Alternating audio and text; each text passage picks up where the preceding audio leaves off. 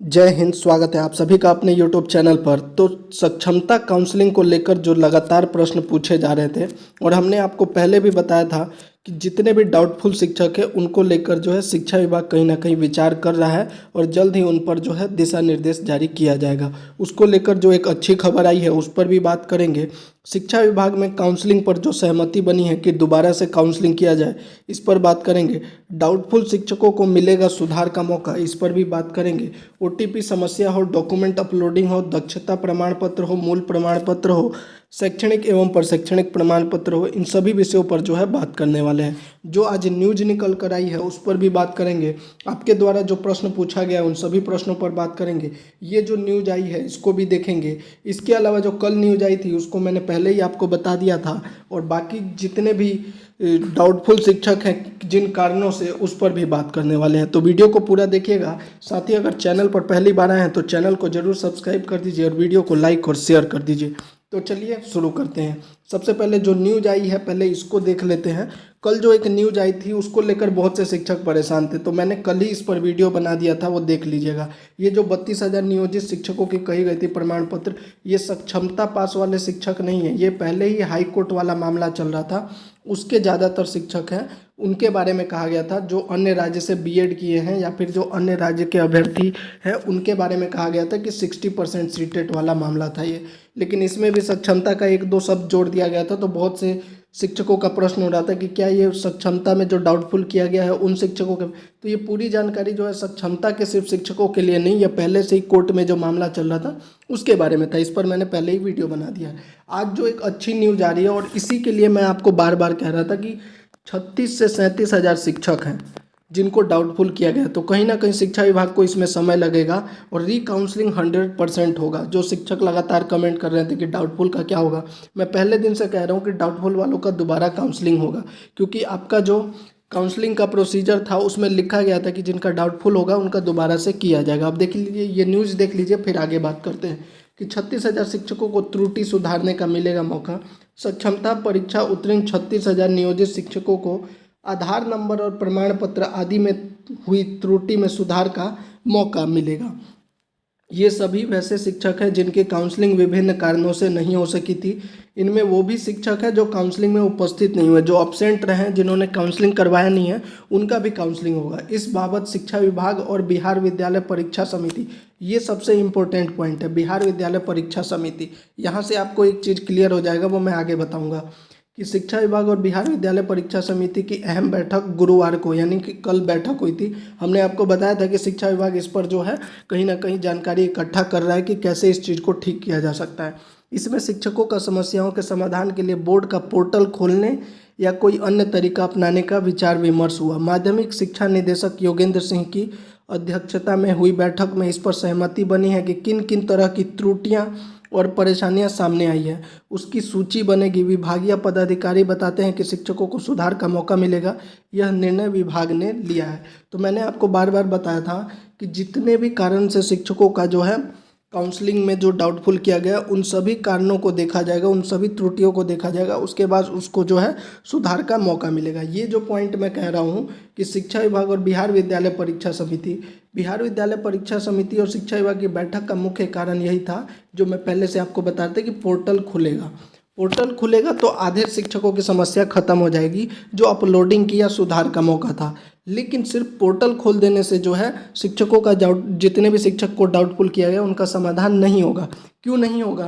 तो उसके लिए आप देखिए कि नियोजन पत्र जिसका ओरिजिनल नहीं है उसका पोर्टल खोलने से तो समाधान होगा नहीं। तो इसके ऊपर भी शिक्षा विभाग को फैसला लेना है, जो कि मैंने आपको यहाँ पर देखा होगा, न्यूज में भी लिखा हुआ है कि अलग अलग परेशानियां हैं, तो सिर्फ पोर्टल खोलने से समाधान नहीं होगा। अब नियोजन पत्र को कैसे वेरीफाई करना है इस पर शिक्षा विभाग को फैसला लेना है। दूसरा जो है शैक्षणिक और प्रशैक्षणिक दस्तावेज, ऐसे शिक्षक जिनके पास जो है ओरिजिनल नहीं है, प्रोविजनल है, उनका कैसे वेरीफाई किया जाए इस पर फैसला लेना है।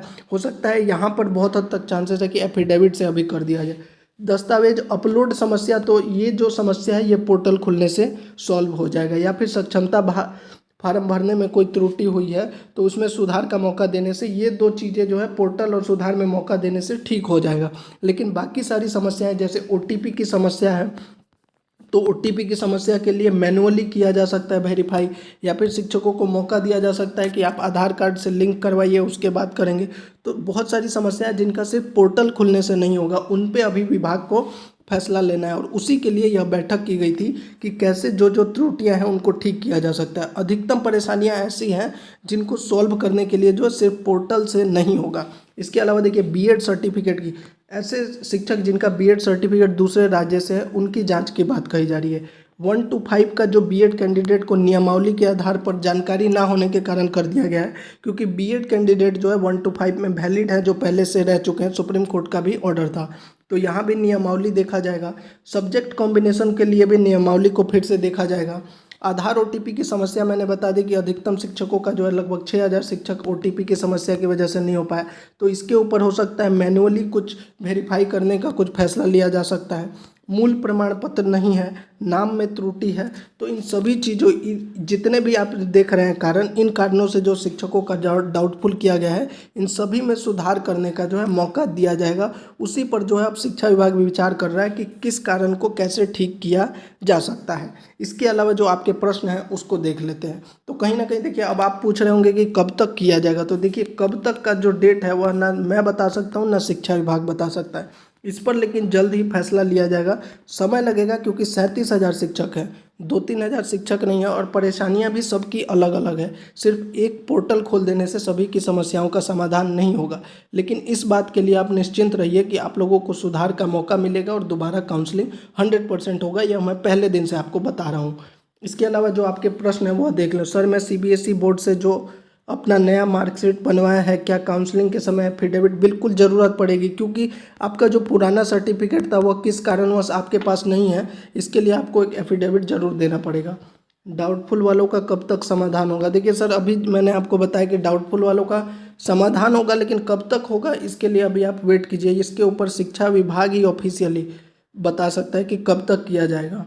अपलोडिंग प्रॉब्लम, अपलोडिंग के लिए मैंने बता दिया, आपको पहले भी बताया था कि बिहार परीक्षा समिति जो है वह इस पर फैसला ले रही है। अपलोडिंग के लिए दोबारा से मौका मिलेगा।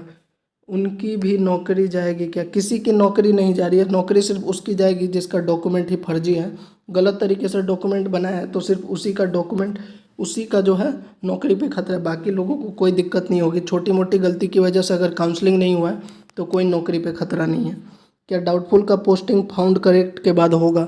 शायद ऐसी संभावना है। अधिक संभावना यही है कि जिसका काउंसलिंग हो चुका है उसका पोस्टिंग शुरू कर दिया जाएगा और डाउटफुल वालों का पोस्टिंग बाद में किया जा सके, ऐसी संभावना बन रही है। अपलोडिंग प्रॉब्लम है सर, डाउटफुल हो गया है, कब तक समाधान हो? देखिए, अभी 1 हफ्ते के अंदर, अभी 13 को काउंसलिंग हुआ है, अभी लगभग आपका 1 हफ्ते हुआ है। 1 हफ्ते और इंतजार करना ही पड़ेगा, क्योंकि शिक्षा विभाग सिर्फ, देखिए, अपलोडिंग की समस्या के लिए पोर्टल खुल जाएगा, ठीक हो जाएगा, लेकिन बाकी शिक्षक जिनका डाउटफुल किया गया उनका भी समाधान करना है, इसीलिए समय लग रहा है। अगला प्रश्न है कि बांका जिले में सब मैनेज हो जाता है। अब इस पर मैं कमेंट नहीं करना चाहूँगा, कहाँ पे क्या मैनेज होता है, जब तक प्रमाण नहीं है तब तक कुछ कहना गलत होगा।